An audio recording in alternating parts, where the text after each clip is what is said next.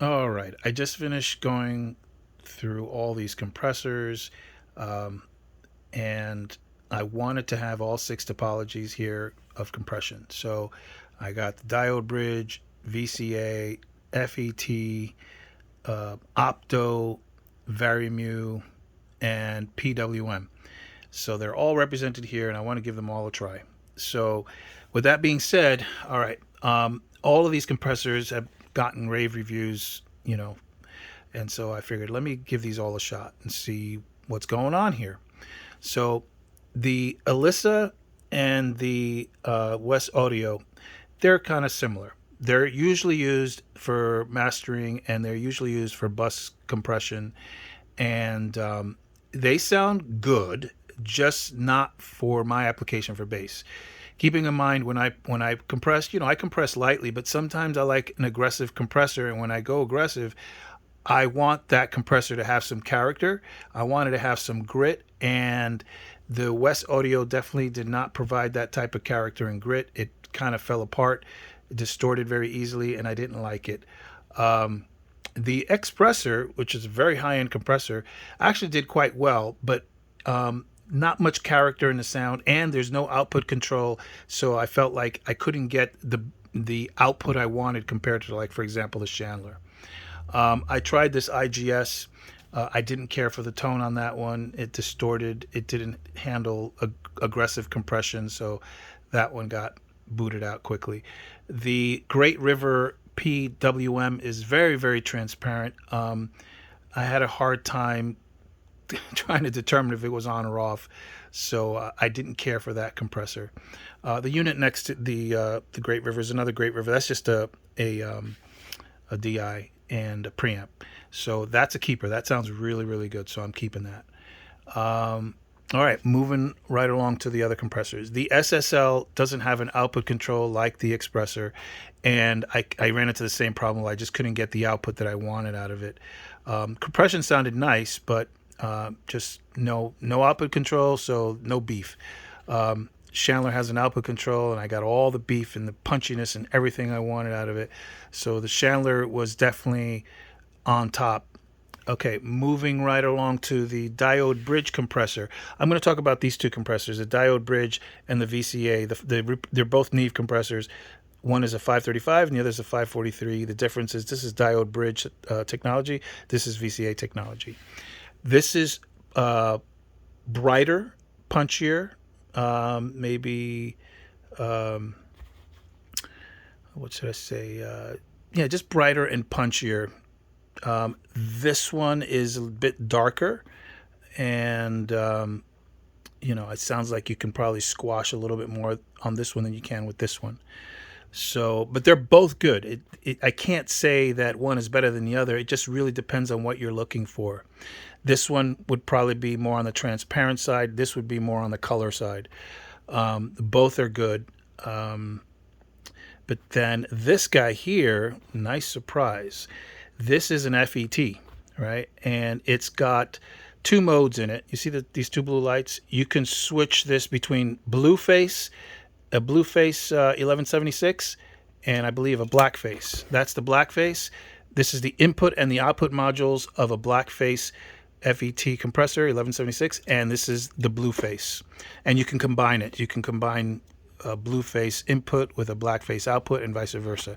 So this is a very, very unique compressor and very heavy too. It's got a lot of components and you can hear it in the sound. This compressor has the most weight in the sound. So that is a keeper. It's a very interesting compressor. So right now, the compressors that I plan on keeping are the Chandler, because I like the tube circuitry and the opto sound, and it's got some grit in there that I really, really like. I like the splice, the FET splice here.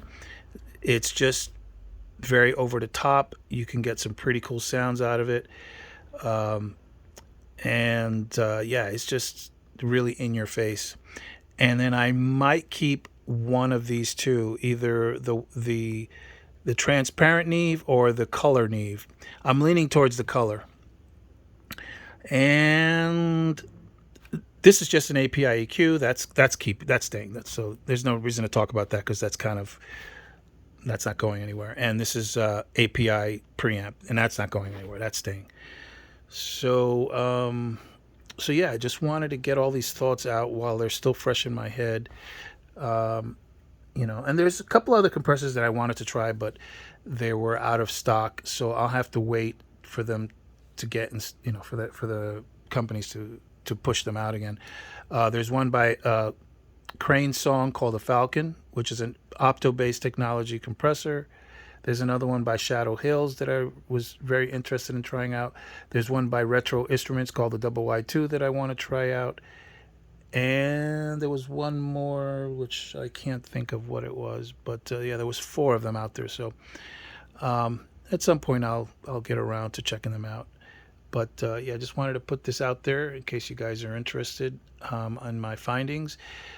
Again, this is strictly for bass guitar, but as far as other instruments, after what I heard, if you're a guitar player, I would probably go with the Chandler, the Splice, or the Diode Bridge Neve, right? I think between those 3, you got some pretty nice colors going on there that can kind of give you everything you're looking for. So, if you're a piano player, I would probably go with this guy here because it's nice and punchy and transparent, or the Compressor, right? For drums, what would I choose? I would probably go with the Chandler and the Splice, or this Neve. But I like the weight of this splice, so I can hear that sounding really good on drums. The Chandler has weight too, but it's got grit, which is really cool. That could sound really good on drums. For vocals, what would I use for vocals? I'd probably go with this guy on vocals, the 543. And if I was using a bus compressor between these 2, I would definitely go with the Compressor. So for bus compression, I'd go with that over the West Audio. I think that's about it. I said bass, guitar, keyboards, vocals. Yeah, what else? I think that's about it. So, all right. Hope you guys like what I had to say about all these, and if you guys are interested in going in this direction, hopefully my thoughts will help steer you in the right direction. I still have to buy more preamps, but I've kind of settled on those already, so it's not really much to figure out. I'm going to get a Neve. I already have the API, and I'm going to get a tube-based preamp and call it a day, and that's it. All right, signing out. Bye.